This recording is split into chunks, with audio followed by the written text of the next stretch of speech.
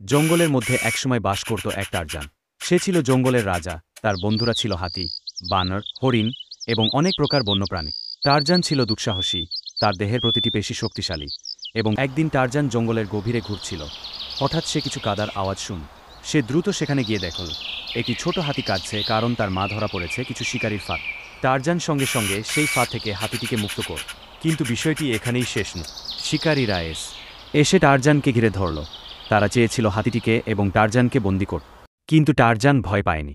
তার বুদ্ধি এবং শারীরিক শক্তি ব্যবহার করে সে শিকারীদের পরাজিত কর। হাতির মা এবং অন্যান্য বন্যপ্রাণীরা টারজানের এই সাহসিকতা দেখে খুশি হয়ে গেল। টারজান শুধু তাদের বন্ধু নয়, সে তাদের রক্ষাকর্তা। শিকারীরা পালিয়ে গেল, আর টারজান জঙ্গলের প্রাণীদের সঙ্গে আনন্দে ফিরে গেল। সেই দিন থেকে টারজান আরও জনপ্রিয় হয়ে উঠল, এবং জঙ্গল তার সাহসিকতা ও ন্যায়বিচারের গল্প নিয়ে। এভাবেই টারজান জঙ্গলের রাজা হয়ে উঠল, এবং সবাই তাকে শ্রদ্ধা করতে শুরু কর।